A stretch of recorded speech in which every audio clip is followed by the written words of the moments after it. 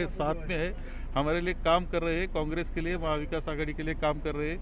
हमारे जो मित्र पक्ष है वो भी हमारे साथ में है, वो भी काम कर रहे हैं।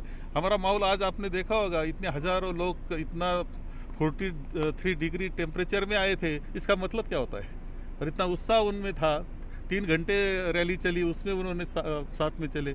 तो इसका मतलब कांग्रेस के लिए और महाविकास आघाड़ी के लिए लोग साथ में है। कुछ नहीं, कुछ होगा, कोई काम के लिए नहीं होंगे। इसका मतलब ऐसा नहीं कि तो हमारे साथ में नहीं, सब लोग हमारे साथ में है। मेहनत ज्यादा करनी है, मेहनत करना पड़ेगा, हम मेहनत करेंगे।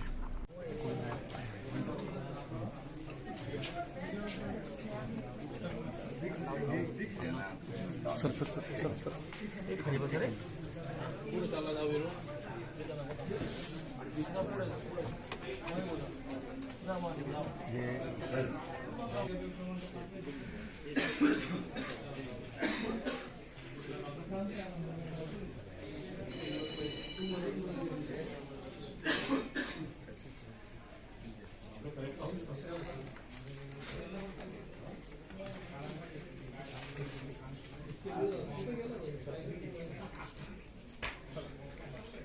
झालेला आहे।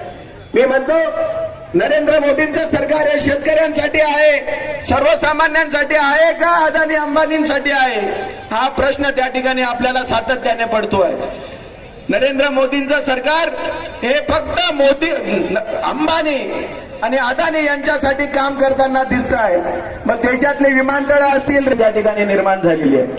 मी तुम्हाला सांगतो की आपल्या देशात जर यापुढे लोकशाही मार्गाने आपल्याला निवडणुका लढवायच्या असतील तर या वेळेस कुठल्याही परिस्थितीमध्ये देशामध्ये आणि आपल्या या धुळे लोकसभा मतदारसंघामध्ये परिवर्तन त्या ठिकाणी होणं अत्यंत गरजेचं आहे। आपण पाहिलं असेल, गेल्या 2.5 वर्षापासून स्थानिक स्वराज्य संस्थांच्या निवडणुका असतील, नगरपालिका असेल, पंचायत समिती असेल, जिल्हा परिषद असेल, या निवडणुका झालेल्या नाही। महादेवचं भान मी या निमित्ताने ठेवतो आणि विनंती करतो की येणाऱ्या 20 तारखेला शोभाताई बच्चाव यांना धुळे लोकसभा मतदारसंघातून प्रचंड मताधिक्याने विजयी करा, एवढी विनंती या निमित्ताने करतो आणि माझे 2 शब्द संपवतो। जय हिंद, जय महाराष्ट्र। या सभेला संबोधित करावं।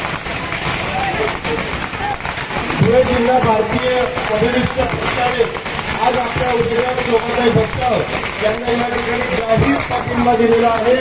हे त्यांचे जय